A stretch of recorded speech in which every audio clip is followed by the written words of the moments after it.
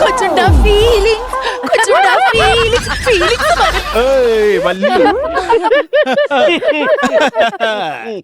സുശീല ശരിയല്ലടാ മംഗളശീലൻ. ആ മംഗളശീല പുഷ്പയുടെ കൊട്ടാരത്തിൽ ആരാ? കുറി വച്ച കുറി ചന്ദനക്കുറി ഉണ്ട്, പിന്നെ കല്യാണക്കുറി ഉണ്ട്. ഏത് കുറിയാ വേണ്ട? എന്റെ പൊന്ന് പെണ്ണെ ഒന്ന് പറഞ്ഞൊപ്പിക്ക, അതിനിടയ്ക്ക് കുറിയും ഒന്ന് കൊണ്ട് വരല്ലേ, മാറി കുറി വച്ച വീഴണോ? തെറ്റി. ഇര വീണമെങ്കിൽ കുറിയല്ല വെക്കേണ്ടത്, കെണി വെക്കണം. കെണി വച്ചാൽ ഇര വീഴണം. ഈ ചീഞ്ഞ കോമഡി അടിക്കുന്ന ഈ പുല്ലനെ വെടിവെച്ച് കൊല്ലല്ലേ, ഒന്ന് തീർക്കാനോ? തീർക്കാം. എന്നെ മനസ്സിലായില്ല. ഇല്ല മനസ്സിലായില്ല. അങ്ങനെ പറഞ്ഞാൽ മനസ്സിലാകത്തില്ല. ഞാൻ പറഞ്ഞ് മനസ്സിലായിക്കൂടെ? മനസ്സിലായോ വേട്ടം വന്നല്ലോ, നിന്നെ കൊല്ലാൻ വന്നല്ലോ, വെടിവെച്ചിടാൻ വന്നല്ലോ, വേട്ടയാനല്ലേ. നിന്നെ കൊല്ലാനായി ചേട്ടൻ വന്നല്ലോ, വേട്ടയാനല്ലേ.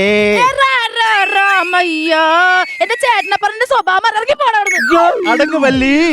ഫീലിങ്സ് വന്നല്ലോ, ഫീലിങ്സ് വന്നല്ലോ, ഫീലിങ്സ് വന്നു ഫീലിംഗ്. നീ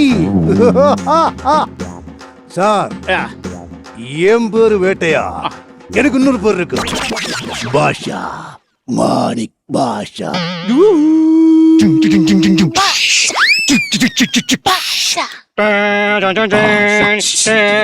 பாஷா മനസ്സിലായില്ല. മ്യൂസിക്കിന് റൈറ്റ്സ് ഇല്ല. ഞാനൊരു ഫിഗർ ചെയ്യുന്ന ഒരു ആർട്ടിസ്റ്റ് അല്ലേ, ഫിഗർ ചെയ്യുന്ന ഒരു ആർട്ടിസ്റ്റിന്റെ എൻട്രിക്ക് ഒരു പഞ്ച് വേണ്ട, അതിനൊരു മ്യൂസിക് കിട്ടുന്നേ ഉള്ളൂ.